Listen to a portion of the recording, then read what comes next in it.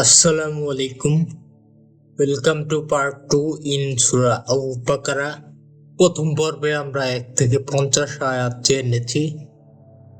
সেখানে আল্লাহ মুমিন, মুনাফিক ও কাফের সবাইকে নিয়ে আলোচনা করেছে। আদম আলাইহিস সালামের সৃষ্টি, তার সম্মান, স্ত্রী সহ জান্নাতে বসবাস করতে দেন, কিন্তু শয়তানের প্ররোচনায় সেখানে হতে তারা বহিষ্কৃত হয় এবং শাস্তি হিসেবে আল্লাহ তাদেরকে কিছুকালের জন্য পৃথিবীতে পাঠান। ফেরেশতা ও আদম আলাইহিসসালামের মাঝে আল্লাহ আদম আলাইহিসসালামকে উত্তম বলে ঘোষণা করেন, কারণ হচ্ছে জ্ঞান। যদিও ফেরেশতারা অনেক ক্ষমতাবান, তাদের অনেক অলৌকিক সক্ষমতা রয়েছে, কিন্তু তাদের জ্ঞান অতি অল্প। তাই ইবলিস শয়তান আদম আলাইহিসসালামের সাথে কুফরি করলো, সে মহান আল্লাহকে অমান্য করলো। এই নিয়ে পরে বিস্তারিত আলোচনা আসবে ইনশাআল্লাহ। আউযু বিল্লাহি মিনাশ শাইতানির রাজিম। বিসমিল্লাহির রহমানির রহিম। স্মরণ করো যখন মুসার জন্য 40 রাতটি নির্ধারিত করেছিলাম, তখন তার প্রস্থানের পর তোমরা কুবচ্ছ বা বাসককে উপাস্য রূপে গ্রহণ করেছিলে। বাস্তবে তোমরা ছিলে অনাচারী। কুবচ্ছ পূজার ঘটনা সেই সময় ঘটেছিল যখন ফেরাউন সম্প্রদায়ের কবল থেকে মুক্তি পাওয়ার পর বনী ইসরাইল সিনাই নামক উপদ্বীপে পৌঁছেছিল। সেখানে মহান আল্লাহ মুসা আলাইহিস সালামকে তাওরাত দেওয়ার জন্য 40 রাতের জন্য তুর পাহাড়ে ডেকেছিলেন। মুসা আলাইহিস সালামের যাওয়ার পর বনী ইসরাইল সামরির চক্রান্তে কুবচ্ছ পূজা শুরু করে দিয়েছিল। সামরি একটি আরবি শব্দ। আস-সামরি বলতে একজন মানুষকে বোঝায় যিনি একটি সোনার আসুর তৈরি করে এবং বনী ইসরাইলকে সেটাকে পূজা করতে উদ্বুদ্ধ করে। এরপরও আমি তোমাদের কর্ম করেছি যাতে তোমরা কৃতজ্ঞতা জ্ঞাপন করো।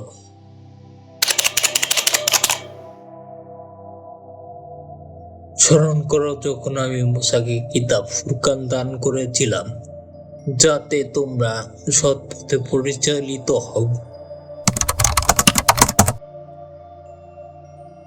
হতে পারে তাওরাত গ্রন্থকেই ফুরকান বলে আখ্যায়িত করা হয়েছে, কেননা প্রত্যেক আসমানি কিতাব সত্য ও মিথ্যার মধ্যে পৃথককারী হয়।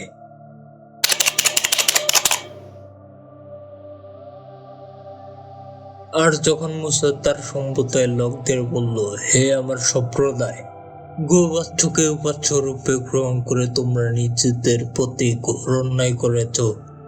সুতরাং তোমরা তোমার স্রষ্টার দিকে ফিরে যাও, তওবা করো এবং তোমরা নিজেদেরকে হত্যা করো। তোমাদের স্রষ্টার নিকট এটাই শ্রেয়। তিনি তোমাদের প্রতি ক্ষমাপরায়ণ হবেন। নিশ্চয় তিনি অত্যন্ত ক্ষমাশীল, পরম দয়ালু। এই আয়াতের দুইটি ব্যাখ্যা হয়েছে। এক, সকলকে দুই কাতারে দাঁড় করিয়ে দেওয়া হয় এবং তারা একে অপরকে হত্যা করে। দুই, যারা শিরক করেছিল তাদেরকে দাঁড় করিয়ে দেওয়া হয় এবং যারা শিরক থেকে বেঁচে ছিল তাদেরকে হত্যা করার নির্দেশ দেওয়া হয়। ফলে শিরক মুক্তরা মুশরিকদের হত্যা করে। হতাহতের সংখ্যা 70,000 বলা হয়েছে। আর যখন তোমরা বলেছিলে, হে মুসা, আমরা আল্লাহকে প্রত্যক্ষভাবে না দেখা পর্যন্ত তোমাকে কখনো বিশ্বাস করব না, তখন তোমরা ব্রত হয়েছিলে এবং নিজেরা তা প্রত্যক্ষ করেছিলে।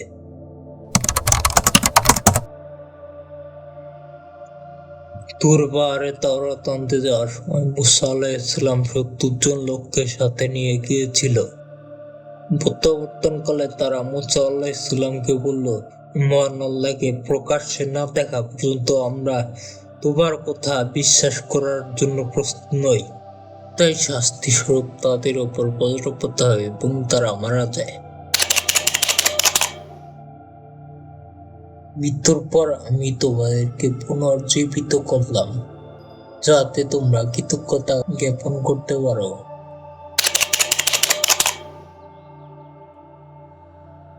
আমি মেঘ দ্বারা তোমাদের উপর ছায়া বিস্তার করলাম, তোমাদের নিকট মানু ও সালওয়া প্রেরণ করলাম, যে সকল ভালো জিনিস তোমাদের জন্য দিলাম তা থেকে তোমরা আহার করো। তারা নির্দেশ না মেনে আমার প্রতি কোনো অন্যায় করেনি, বরং তারা নিজেদের প্রতি অন্যায় করেছিল।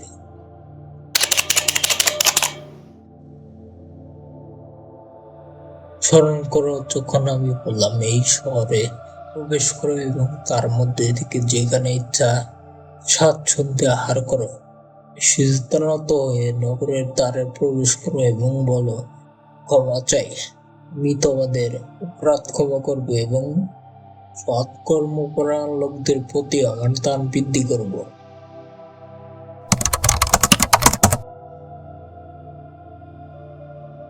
এই শহর বলতে অধিকাংশ মুসাফিরের নিকট ফিলিস্তিনের জেরুজালেম, বাইতুল মুকাদ্দিস।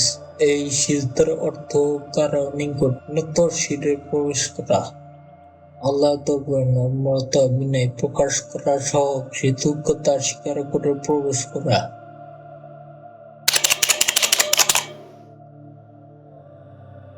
কিন্তু যারা অন্যায় করেছিল তারা তাদেরকে যা বলা হয়েছিল তার পরিবর্তে অন্য কথা বলল, সুতরাং অনাচারীদের প্রতি আমি আকাশ হতে শাস্তি প্রেরণ করলাম, কারণ তারা সত্য ত্যাগ করেছিল।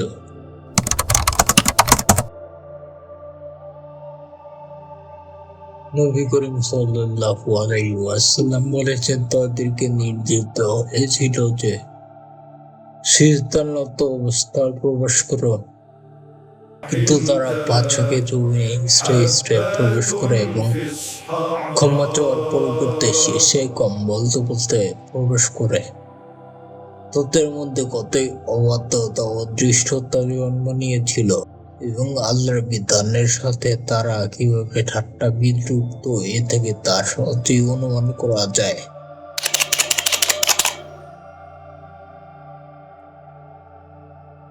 আর স্মরণ করো যখন মূসা তার সম্প্রদায়ের জন্য পানি চাইল, তখন আমি বললাম, তুমি তো লাঠি দ্বারা পাথরে আঘাত করো, ফলে তা থেকে উপসারিত হলো 12টি ঝর্ণা।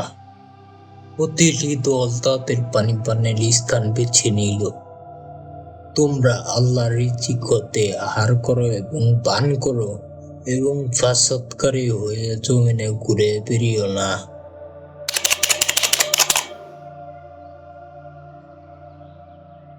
আর যখন তোমরা বলেছিলে, হে মূসা, একই খাদ্যে আমরা কখনো ধৈর্য ধারণ করব না, সুতরাং তুমি তোমার প্রতিপালকের নিকট আমাদের জন্য প্রার্থনা করো, তিনি যেন ভূমিজাত দ্রব্য, শাক সবজি, কাকর, গম, মসুর ও পেঁয়াজ উৎপাদন করে দেন।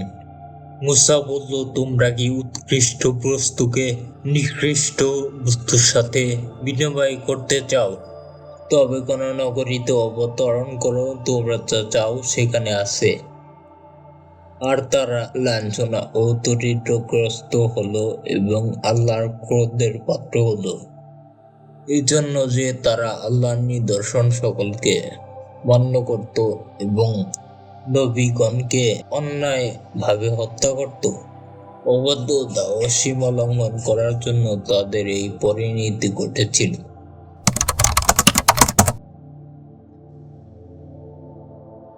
এখান হতে কোন নগরীতে চলে যাও এবং সেখানে চাষাবাদ করে তোমাদের পছন্দ মতো শাকসবজি, ডাল ইত্যাদি উৎপন্ন করে খাও।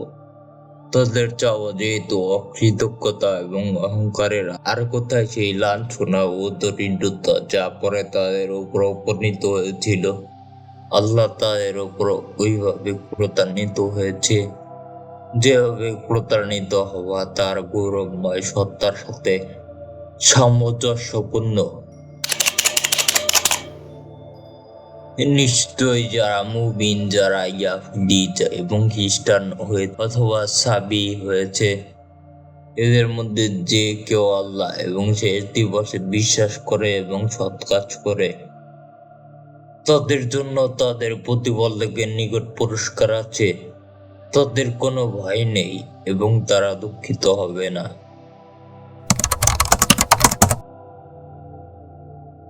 মহান আল্লাহ এই কথাটাই পরিষ্কার করে দিলেন যে ইহুদি, খ্রিস্টান এবং সাবিদের মধ্যে সহযোগী আল্লাহ ও পরকালের উপর ঈমান এনেছে এবং সৎকর্ম করেছে, তারা সকলেই আখিরাতে মুক্তি লাভ করবে। অনুরূপভাবে বর্তমানে মুহাম্মদ সাল্লাল্লাহু আলাইহি ওয়াসাল্লামের রিসালাতের উপর বিশ্বাস স্থাপনকারী মুসলিমও যদি সঠিক পথে আল্লাহ ও পরকালের উপর ঈমান এনে সৎকর্মের প্রতি যত্ন নেয়, তবে সে অবশ্যই আখিরাতে চিরন্তন নিয়ামত লাভ করার অধিকারী হবে। আর স্মরণ করো, যখন আমি তোমাদের অঙ্গীকার গ্রহণ করলাম এবং তুর পাহাড়কে তোমাদের উপরে উঠালাম, আমি বললাম, তোমাদেরকে যা দিয়েছি তা শক্তভাবে ধরো এবং তাতে যা রয়েছে তার স্মরণ করো, যাতে তোমরা তাকওয়া অবলম্বন করতে পারো।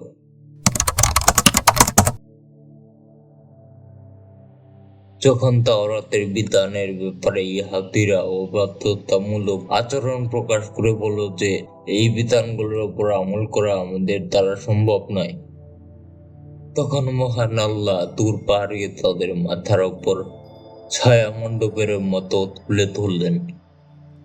ফলে ভয়ে তারা আমল করার অঙ্গীকার করল। এরপরও তোমরা মুখ ফিরিয়ে নিলে। তোমাদের প্রতি আল্লাহর অনুগ্রহ ও দয়া না থাকলে তোমরা ক্ষতিগ্রস্ত হতে।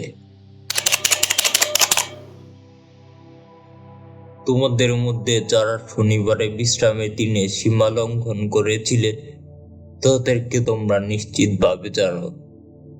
আমি তাদেরকে বলেছিলাম, তোমরা ঘৃণিত বানর হয়ে যাও। শনিবারের দিন ইহুদীদেরকে মাছ ধরতে এবং অন্য কোনো বাড়তি কাজ করতে নিষেধ করা হয়েছিল, কিন্তু তারা একটি বাহানা বানিয়ে আল্লাহর নির্দেশকে লঙ্ঘন করল। আমি এই ঘটনাগুলো তাদের সমসাময়িক ও পরবর্তীকালের লোকদের শিক্ষা গ্রহণের জন্য দৃষ্টান্ত এবং সাবধানীদের জন্য উপদেশ স্বরূপ করেছি। আর যখন মুসা আপন সম্প্রদায়কে বলেছিল, আল্লাহ তোমাদের একটি কাফি জবে করার আদেশ দিচ্ছেন, তারা বলেছিল, তুমি কি আমাদের সঙ্গে ঠাট্টা করছো? মুসা বলল, আমি অজ্ঞতায় দলভুক্ত হতে আল্লাহর শরণ নিচ্ছি। বনী ইসরায়েলের মধ্যে একজন সন্তানহীন বিত্তশালী লোক ছিল। তার উত্তরাধিকার বলতে কেবল তার এক ভাইপো ছিল। এক রাতে এই ভাইপো চাচাকে হত্যা করে তার লাশ অন্য লোকদের দরজায় ফেলে দিল। সকালে হত্যাকারীর খোঁজে সবাই একে অপরকে দোষারোপ করতে লাগলো। শেষ পর্যন্ত খবর মুসা আলাইহিসসালামের নিকটে পৌঁছালো। তাদেরকে একটি গাভী জবাই করার নির্দেশ দেওয়া হলো। সেই গাভীর কোন অংশ নিয়ে মৃত ব্যক্তির শরীর স্পর্শ করলে সে জীবিত হয়ে হত্যাকারীকে তা জানিয়ে দিয়ে পুনরায় মৃত্যুবরণ করলো। তারা বলল, তুমি আমাদের জন্য তোমার রবের নিকট দোয়া করো, তিনি যেন আমাদের জন্য স্পষ্ট করে দেন গাভীটি কেমন হবে। সে বলল, নিশ্চয়ই। তিনি বলেছেন, নিশ্চয়ই তা হবে বুড়ো নয় এবং বাচ্চাও নয়, এর মাঝামাঝি ধরনের। সুতরাং তোমরা করো যা তোমাদের নির্দেশ দেওয়া হচ্ছে। তারা বলল, আমাদের জন্য তোমার প্রতিপালককে স্পষ্ট রূপে জানিয়ে দিতে বলো গাভীটির রং কি। মুসা বলল, তা হলুদ বর্ণের গাভী, তার রং উজ্জ্বল কালো, যা দর্শকদের আনন্দ দেয়।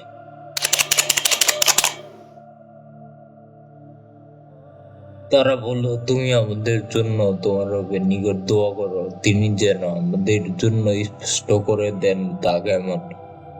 নিশ্চয়ই গরুটি আমাদের জন্য সন্দেহপূর্ণ হয়ে গিয়েছে, আর নিশ্চয়ই আল্লাহ চায় তো আমরা প্রত্যপ্ত হব। মুসা বলল, তিনি বলেছেন এমন একটি গাভী যা জমির চাষে ও ক্ষেতের পানি সেচের জন্য ব্যবহৃত হয়নি, সুস্থ এবং নিখুঁত। তারা বলল, এখন তুমি সঠিক বর্ণনা এনেছো। অতঃপর তারা তা জবে করল, অথচ জবে করতে পারবে বলে মনে হচ্ছিল না। তাদেরকে এই নির্দেশ দেওয়া হয়েছিল যে তারা একটি গাভী জবে করবে।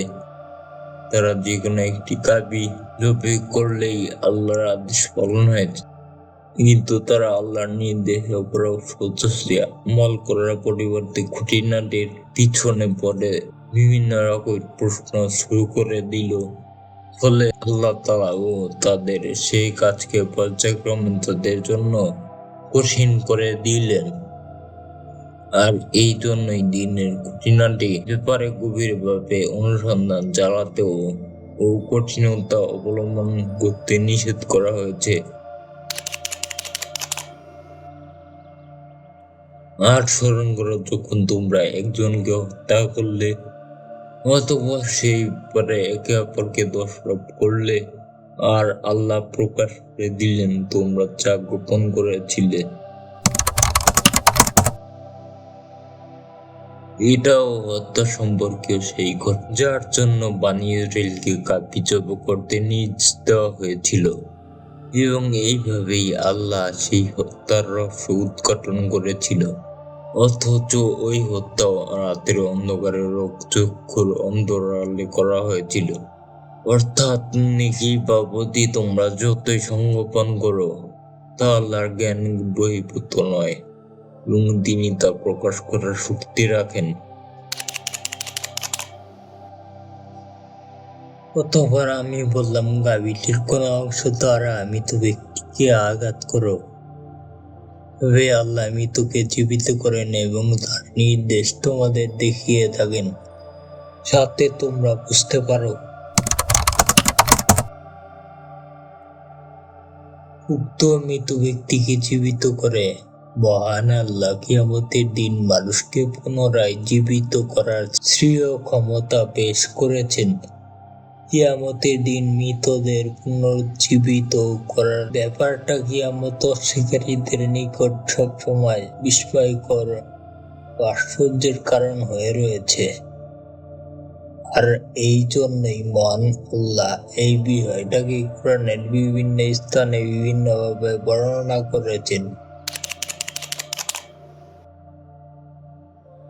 এরপরও তোমাদের হৃদয় কঠিন হয়ে গেল, তা পাষাণ কিংবা তার থেকেও কঠিন। কিছু পাথর এমন আছে তা থেকে নদী নালা প্রবাহিত হয়, এবং কিছু পাথর এমনও আছে যে বিদীর্ণ হওয়ার পর তা থেকে পানি নির্গত হয়। আবার কিছু পাথর এমন আছে যা আল্লাহর ভয়ে ধসে পড়ে। বস্তুত তোমরা যা করো সে সম্বন্ধে আল্লাহ উদাসীন নন। এই আয়াতের দ্বারা প্রতীয়মান হয় যে পাথর কঠিন ও শক্ত হওয়া সত্ত্বেও তা থেকে উপকার পাওয়া যায়। তার মধ্যে প্রতিক্রিয়া সৃষ্টি হয় এবং এক প্রকার চেতনা প্রভৃতি শক্তি তার মধ্যে বিদ্যমান থাকে। হে বিশ্বাসীগণ, তোমরা কি এখনো আশা করো যে তোমাদের কথায় তারা বিশ্বাস করবে, ঈমান আনবে? অথচ তাদের মধ্যে একদল আল্লাহর পানি শ্রাবণ করত, তারপর জেনে শুনে তা বিকৃত করত।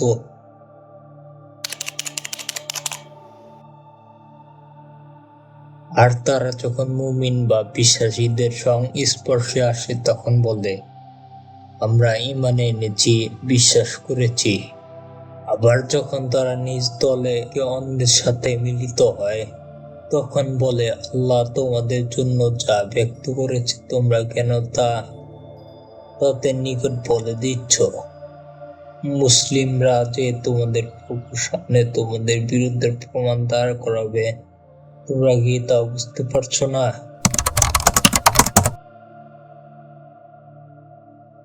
এখানে কিছু ইহুদি মুনাফিকের কার্যকলাপের পর্দা উন্মোচন করা হচ্ছে। এরা মুসলিমদের মাঝে সেই ঈমানের কথা প্রকাশ করত, কিন্তু অবশ্যই একত্রিত হতো, তখন একে অপরকে এই বলে তিরস্কার করত যে তোমরা মুসলিমদের নিজেদের কিতাবের এমন কথাগুলো কেন বলো যার দ্বারা রাসূলের সত্যতা স্পষ্টভাবে প্রমাণিত হয়ে যায়।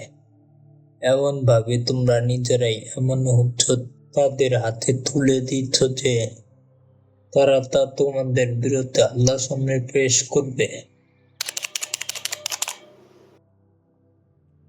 তারা কি জানে না যে তারা যা গোপন রাখে কিংবা যা প্রকাশ করে নিশ্চিতভাবে আল্লাহ তা জানেন। তাদের মধ্যে এমন কিছু নিরক্ষর লোক আছে মিথ্যা আকাঙ্ক্ষা ছাড়া তাদের কিতাব সম্বন্ধে কোনো জ্ঞান নেই। তারা শুধু কল্পনা করে মাত্র। তাদের ধারণা ছিল আমরা তো আল্লাহর প্রিয় পাত্র, আমরা জাহান্নামে গেলেও তা কিছুদিনের জন্য হবে, পরে আমাদের বুজুর্গরা ক্ষমা করিয়ে নেবেন ইত্যাদি। যেমন আজকের মুখ্য মুসলিমদেরও তথাকথিত কিছু পীর, লামা ও মাশায়েখরা অনুরূপ সুন্দর চলে এবং প্রতারণামূলক অঙ্গীকারে ফাঁসিয়ে রেখেছে। সুতরাং তাদের জন্য দুর্ভোগ বাইলে দোজখ, যারা নিজ হাতে গ্রন্থ রচনা করে এবং অল্প মূল্য পাওয়ার জন্য বলে এটি আল্লাহর নিকট হতে এসেছে। তাদের হাত তাদের জন্য যা রচনা করেছে তার জন্য তাদের শাস্তি এবং যা তারা উপার্জন করে তার জন্য শাস্তি রয়েছে। এখানে ইহুদি আলেমদের দুঃসাহসিকতা এবং তাদের অন্তর থেকে আল্লাহর ভয় বিলুপ্ত হওয়ার কথা বলা হচ্ছে।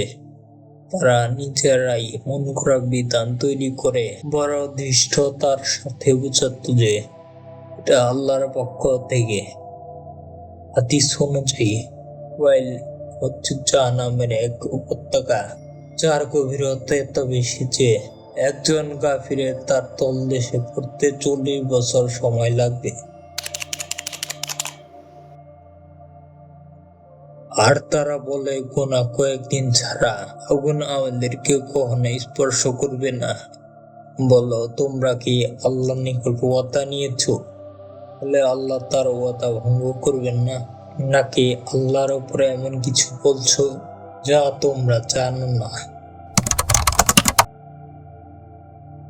ইহুদির আবদ্ধ দুনিয়ার বয়স হলো 7,000 বছর, আর প্রত্যেক 1000 বছরের পরিবর্তে আমরা একদিন জাহান্নামে থাকব। অতএব এই হিসাবে আমরা কেবল 7 দিন জাহান্নামে থাকব। কেউ কেউ বলতো আমরা কেবল 40 দিন বছরের পূজা করেছি, অতএব এই 40 দিন জাহান্নামে থাকব। আল্লাহ বলেন যে তোমরা কি আল্লাহর কাছ থেকে কোনো অঙ্গীকার পেয়েছো? অবশ্যই যে ব্যক্তি পাপ করেছে এবং যার পাপ রাশি তাকে পরিবেষ্টন করেছে তারাই হবে জাহান্নাম অধিবাসী। তারা সেখানে চিরকাল থাকবে। পক্ষান্তরে যারা বিশ্বাস করেছে বা মুমিন হয়েছে এবং সৎ কাজ করেছে তারাই হবে জান্নাতের অধিবাসী। তারা সেখানে চিরকাল থাকবে। আর স্মরণ করো সেই সময়ের কথা যখন বনী ইসরাঈলের কাছ থেকে আমি অঙ্গীকার নিয়েছিলাম যে তোমরা আল্লাহ ব্যতীত অন্য কারো উপাসনা করবে না।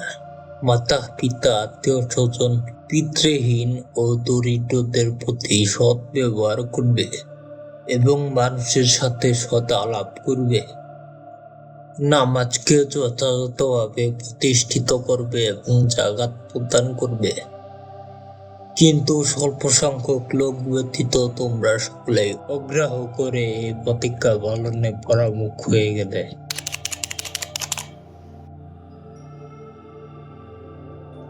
হে ইয়াহুদী সমাজ, তোমরা নিজেদের অবস্থা স্মরণ করে দেখো, যখন আমি তোমাদের নিকট থেকে এই মর্মে অঙ্গীকার নিয়েছিলাম যে তোমরা পরস্পর রক্তপাত করাবে না এবং নিজেদের লোকজনদের স্বদেশ হতে বহিষ্কার করবে না।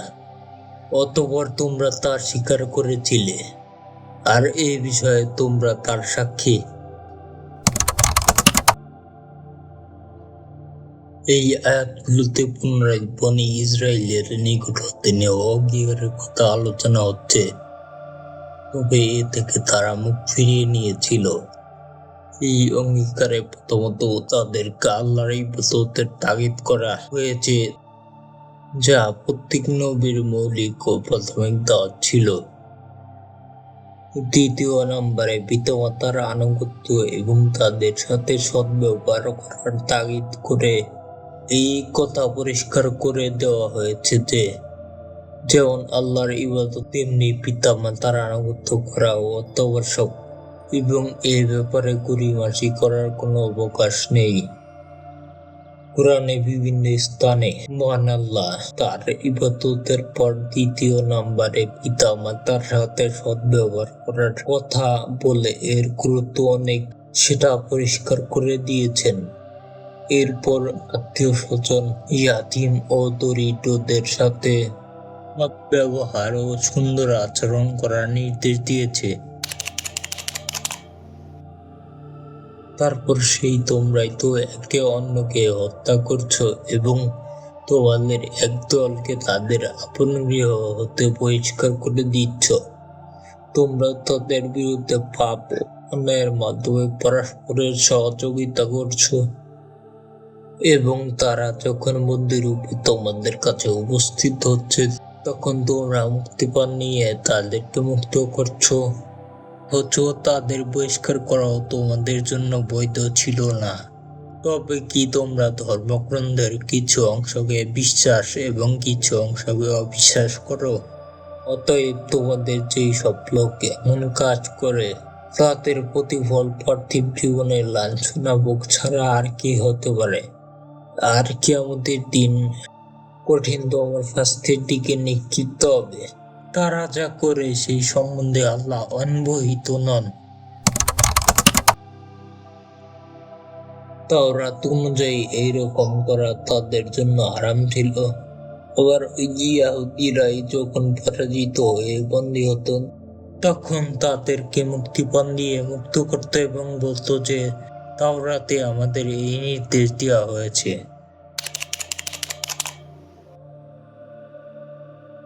তারা আখিরাতের বিনিময়ে দুনিয়ার জীবনকে খরিদ করেছে, সুতরাং তাদের থেকে আযাব হালকা করা হবে না এবং তারা সাহায্য প্রাপ্ত হবে না। এখানে শরীয়তের কোনো বিধানকে মেনে নেওয়া এবং কোনো বিধানকে পরিত্যাগ করার শাস্তির কথা বর্ণিত হচ্ছে। অবশ্যই আমি মূসাকে তাওরাত গ্রন্থ দিয়েছি এবং তারপরে পর্যায়ক্রমে রাসূলগণ প্রেরণ করেছি। মারিয়াম তনয়া ঈসাকে সুস্পষ্ট প্রমাণ দিয়েছি এবং পবিত্র আত্মা বা জিবরিল ফেরেশতা দ্বারা তার শক্তি বৃদ্ধি করেছি। অতঃপর যখনই কোনো রাসূল এমন কোনো নিদর্শন নিয়ে তোমাদের কাছে এসেছে যা তোমাদের মনঃপূত নয়, তখনই তোমরা অহংকার করেছ, পরিশেষে একদলকে মিথ্যা জ্ঞান করেছ এবং একদলকে হত্যা করেছ। মুহাম্মদ সাল্লাল্লাহু আলাইহি ওয়াসাল্লাম ও ঈসা আলাইহি ওয়াসাল্লামকে মিথ্যাবাদী বলেছে এবং জাকারিয়া ও ইয়াহইয়া আলাইহি ওয়াসাল্লামকে হত্যা করেছে। তারা বলেছিল আমাদের হৃদয় আচ্ছন্দিত, বরং সত্য প্রত্যাখ্যানের জন্য আল্লাহ তাদেরকে অভিশাপ দিয়েছেন, সুতরাং তারা অল্প সংখ্যকই বিশ্বাস করে।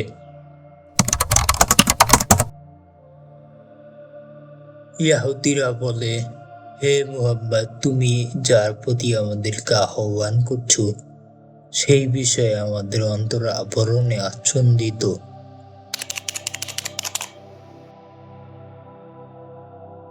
আর যখন ওদের কাছে তাদের সাথে যা আছে আল্লাহর পক্ষ থেকে তার সত্যনকারী কিতাব এলো, অথচ তারা কাফিরদের উপর বিজয় কামনা করত, সুতরাং যখন তাদের নিকটে এলো জাল তারা চিনত, তখন তারা তা অস্বীকার করলো। অতএব কাফির বা অবিশ্বাসীদের ওপর আল্লাহর লানত।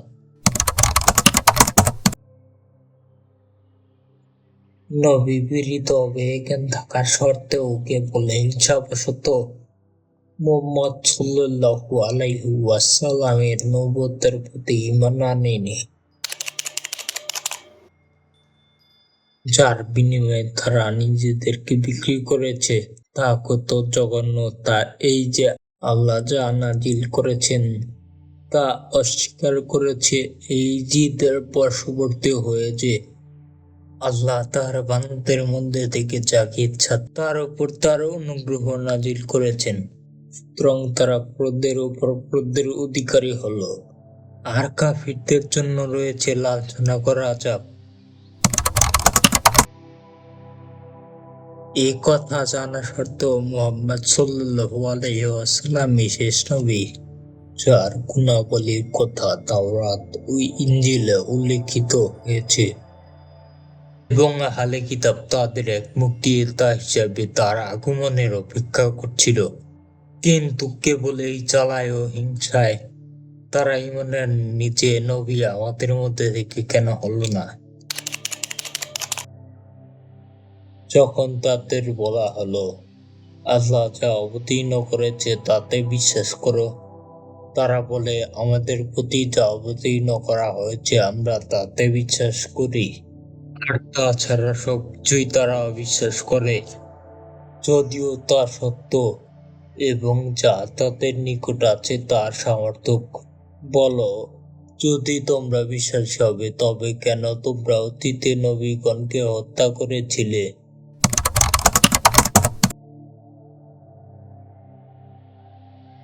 অর্থাৎ তাওরাতের উপর ইহুদীরা ঈমান রাখে, কাজেই কোরআনের উপর তাদের ঈমান আনার কোনো প্রয়োজন নেই।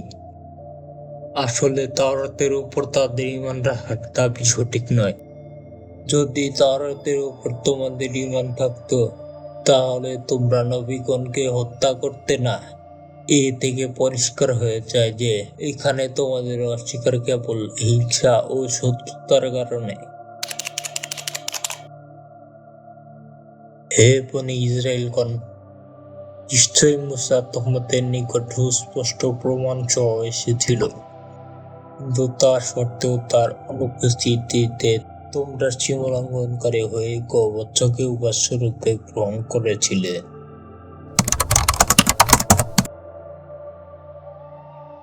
মূসা আলাইহিস সালামের সুস্পষ্ট নিদর্শন এবং অকাট্য প্রমাণাদি কেবল এই কথা সাব্যস্ত করার জন্য এনেছিল যে তিনি আল্লাহর প্রেরিত রাসূল এবং উপাস্য একমাত্র মহান আল্লাহর।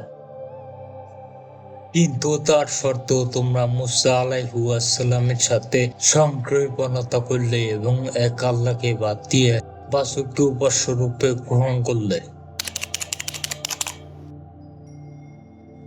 আর স্মরণ করো সেই সময়ের কথা যখন আমি তোমাদের অঙ্গীকার নিয়েছিলাম এবং তুর পাহাড়কে তোমাদের ঊর্ধ্বে স্থাপন করেছিলাম ও বলেছিলাম, যা দিলাম তা দৃঢ় রূপে গ্রহণ করো এবং শ্রবণ করো। তারা বলেছিল, আমরা শ্রবণ করলাম ও অমান্য করলাম। তাদের কুফরি বা অবিশ্বাস হেতু তাদের হৃদয়কে যেন গোবৎসের প্রীতি পান করানো হয়েছে।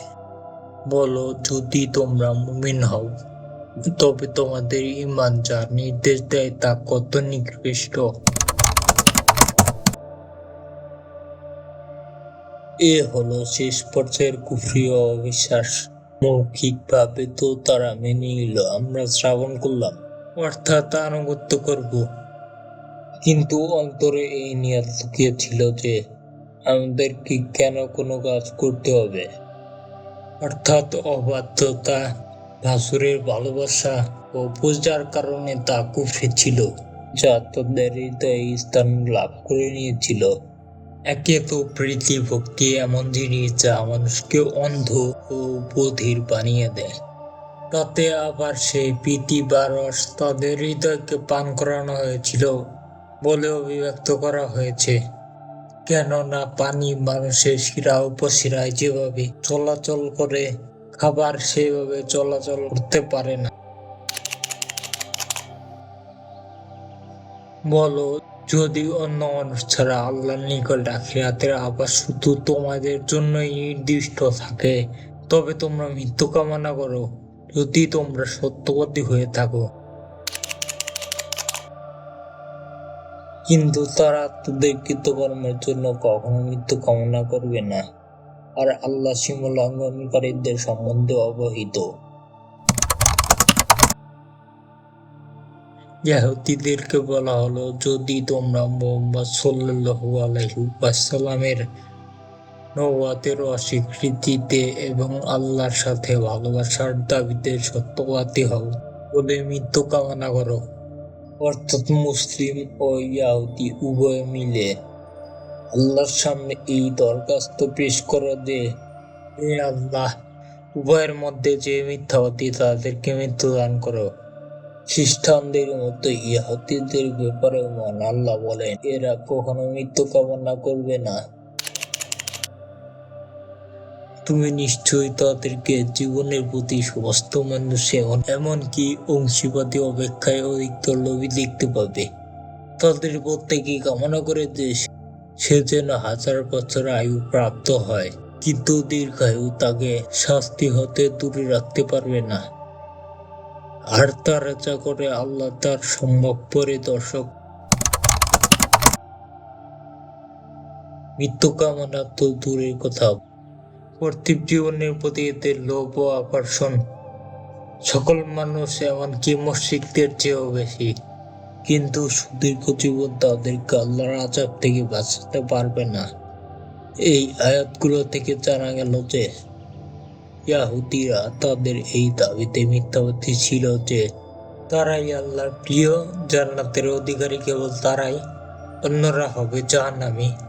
প্রকৃতপক্ষে যদি তাই হতো, অথবা কমসে কম তাদের দাবি সত্যতার উপর যদি তারা পূর্ণ আস্থাবান হতো, তাহলে তারা অবশ্যই মৃত্যু কামনা করার জন্য প্রস্তুত হয়ে যেত। হে নবী, বলো, যে জিবরিলের শত্রু হবে সে জেনে রাখুক, সে তো আল্লাহর নির্দেশ ক্রমে তোমার হৃদয়ে কোরআন পৌঁছে দেয়, যা পূর্ববর্তী ধর্মগ্রন্থের সমর্থক, যা বিশ্বাসীদের জন্য পথ প্রদর্শক এবং সুসংবাদদাতা।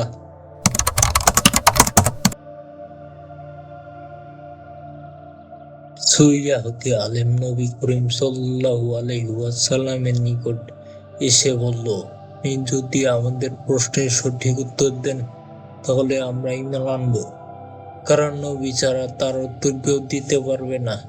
তিনি যখন তাদের প্রশ্নের সঠিক উত্তর দিয়ে দিলেন, তখন তারা বলল, আপনার নিকট ওহী কে নিয়ে আসে? তিনি বললেন, জিবরিল। শুনে তারা বলল, জিবরিল তো আমাদের শত্রু, সে তো যুদ্ধ, হত্যা, আযাব নিয়ে অবতরণ করে। আর এই বাহানায় তারা রাসূল সাল্লাল্লাহু আলাইহি ওয়াসাল্লামের নবুয়তকে মেনে নিতে অস্বীকার করে বসল।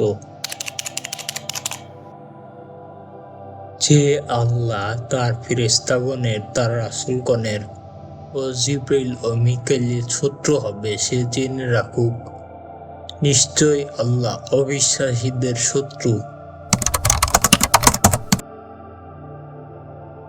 ইহুদীরা বলতো যে মিকাইল আমাদের বন্ধু। মহান আল্লাহ বলেন, এরা সবাই আমার অতীব প্রিয় বান্দা। যে এদের সাথে বা এদের কোনো একজনের সাথে শত্রুতা পোষণ করবে সে হবে আল্লাহর শত্রু। আর আমি অবশ্যই তোমাদের প্রতি সুস্পষ্ট নিদর্শন সমূহ নাজিল করেছি, ফ্যাসিকরা ছাড়া অন্য কেউ তা অস্বীকার করে না। তবে কি যখনই তারা কোনো ওয়াদা করেছে তখনই তাদের মধ্যে কোনো একদল তা ছুটে মেরেছে, বরং তাদের অধিকাংশ ঈমান রাখে না। যখন আল্লাহর নিকট থেকে একজন রাসূল এলো যে তাদের নিকট যা সুগন্ধ আছে তার সত্যায়নকারী, তখন যাদেরকে কিতাব দেওয়া হয়েছিল তাদের একদল আল্লাহর কিতাবকে পিছনের দিকে ফেলে দিল বা অমান্য করলো, যেন তারা কিছুই জানে না। মহান আল্লাহ নবী করিম সাল্লাল্লাহু আলাইহি ওয়াসাল্লামের প্রতি ইঙ্গিত করে বলেছেন যে আমি রাসূলকে বহু উজ্জ্বল নিদর্শনাবলী দান করেছি যা দেখে ইহুদীদের ঈমান আনা উচিত ছিল। তাছাড়া তাদের কিতাব তাওরাতে তার গুণাবলী উল্লেখ এবং তার উপর ঈমান আনার অঙ্গীকার রয়েছে, কিন্তু তারা পূর্বে কি কোনো অঙ্গীকারের কোনো পরোয়া করেছে যে এই অঙ্গীকারও করবে? অঙ্গীকার ভঙ্গ করা তাদের একটি দলীয় অভ্যাস ছিল। আজকের পর্ব এই পর্যন্তই, দেখা হচ্ছে আগামী পর্বে ইনশাল্লাহ। আল্লাহ হাফিজ।